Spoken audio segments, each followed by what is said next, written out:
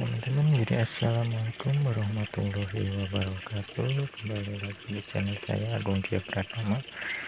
Jadi kali ini saya mau membahas mengenai jam yang tepat untuk pemberian pakan lele ya teman-teman.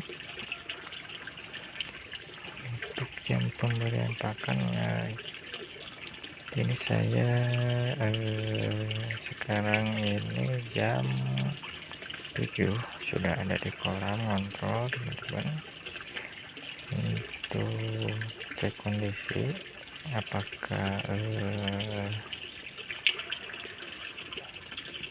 si ikan itu udah aktif atau belum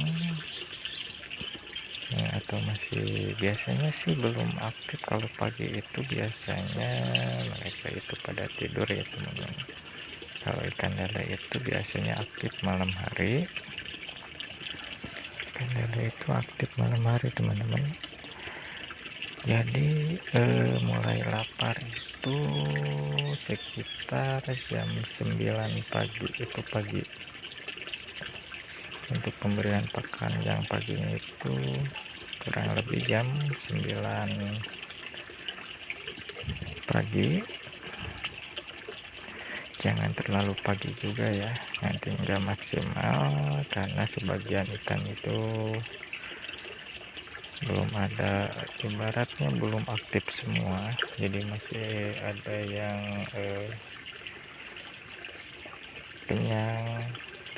yang kenyang karena sisa-sisa makan semalam. Karena untuk malam justru bagus di push ya, push itu pemberian pakan, jadi biar cepat gede itu di malam hari.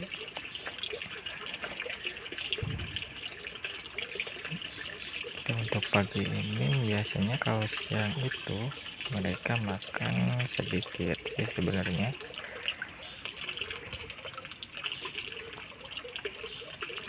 Nah itu lihat tuh, nah, masih ada yang kayaknya agak masih kenyang.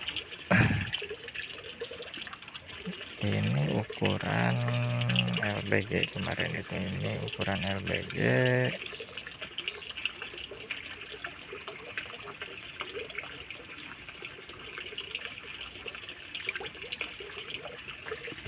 Ini ikan yang udah pada kenyang, itu masih makan tuh, sisa semalam juga itu. Jadi saya ngasih makan itu pakan alternatif ya teman-teman. Jadi menggunakan ayam tiren sama usus ayam. Ya kalau pelet itu sebenarnya wajib teman-teman, pelet itu wajib ya sesekali. Karena apa, penggunaan usus ayam atau tiren kan belum tentu vitaminnya itu cukup, jadi tetap harus menggunakan pelet sesekali. Tapi untuk menekan biaya pemberian pakan ya saya menggunakan usus sama tiren. Tapi tiren juga saya menggunakan cuman sebenarnya 2 minggu sekali, enggak terlalu sering.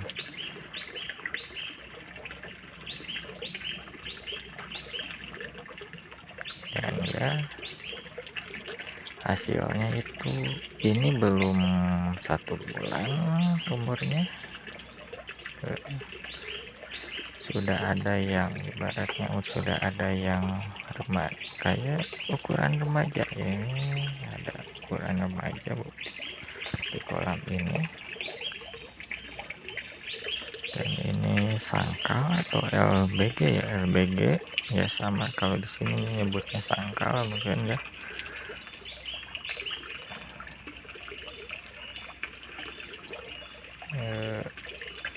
Untuk pemberian pakan tersendiri saya jam 9 untuk pagi, dan malamnya itu habis sisa teman-teman, sekitar misalkan jam 8 malam itu ikan lagi aktif-aktifnya, dan lagi aktif-aktifnya jam 8 malam. Jadi saya push, kadang pakai tiren, kadang pakai kadang pakai usus. Jadi untuk penggunaan pakan alternatif kayak tiren, kayak usus, sebenarnya harga lebih murah. Nah, untuk pertumbuhan ke ikannya juga lebih cepat.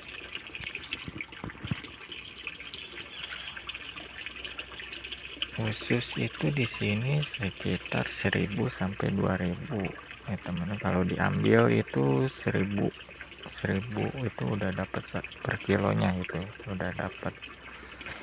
Ada yang 1000, ada yang 1500. Tiren juga sama sebenarnya, harganya nggak jauh beda dari ususnya itu. Sedangkan kalau pelet atau pakan pabrikan itu kan per kilonya itu 14.000 kalau di sini. 14.000, jadi lumayan lah, bisa ngirit biaya pakan juga jauh kan istilahnya.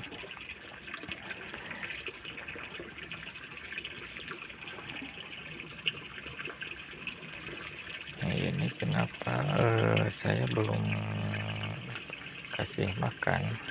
Sebenarnya udah disiapin di sana makannya, cuman saya belum kasih pakan, ini belum di kesiniin ya, nunggu jam aja.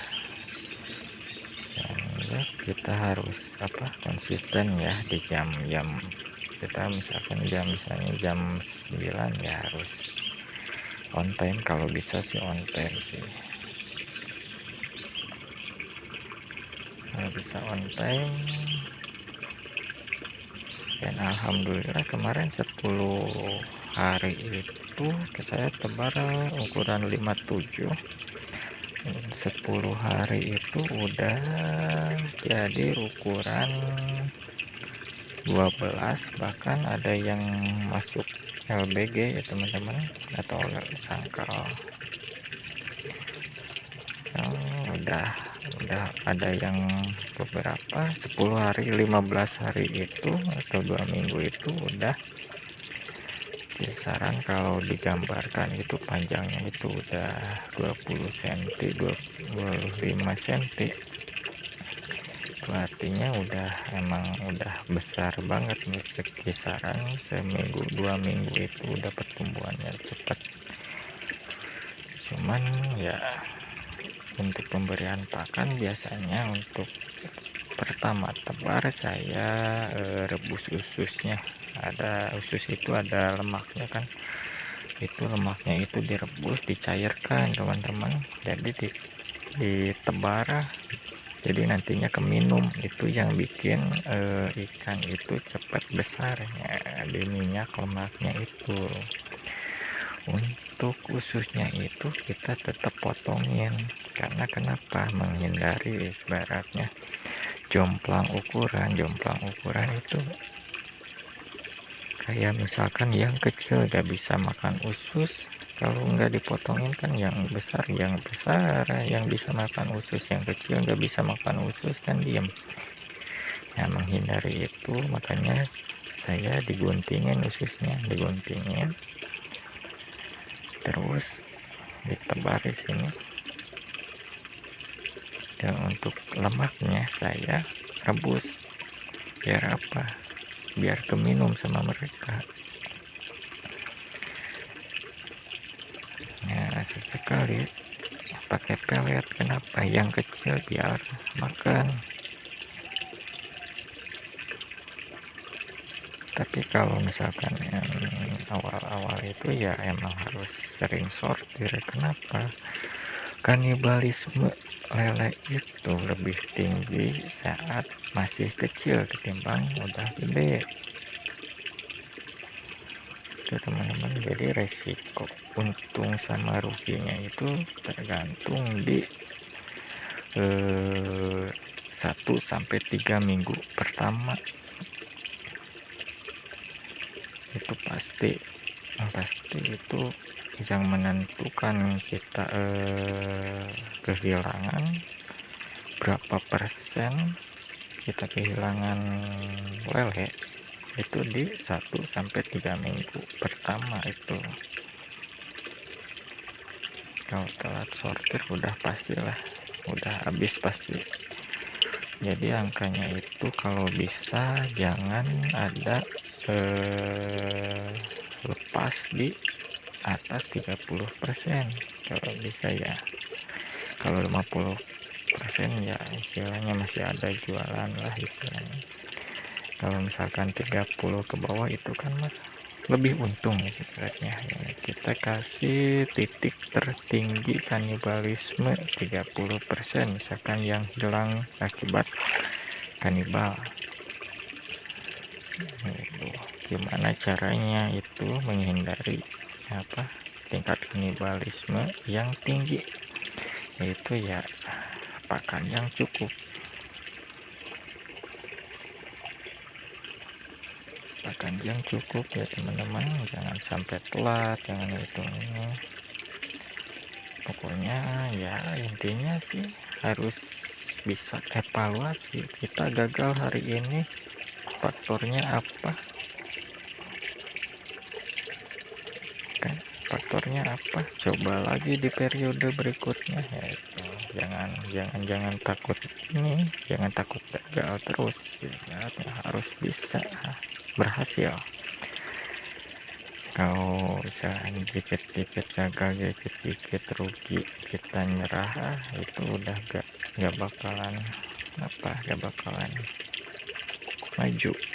Karena panutan atau senior kita dalam budidaya juga pasti ibaratnya mereka ada evaluasi yang dilakukan sebelumnya, dan ya perjuangan mereka itu kan kita melihat suksesnya aja, kita nggak tahu perjuangan mereka pasti kan berat juga ya.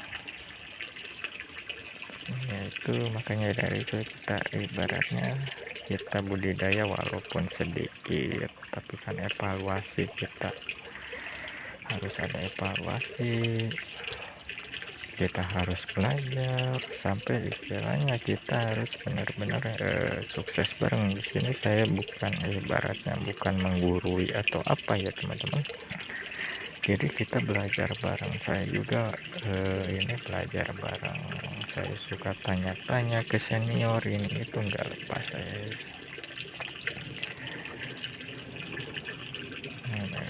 Ada salah satu grup juga dari Kang Jajang Jamaludin, itu panutan saya suka nontonin video beliau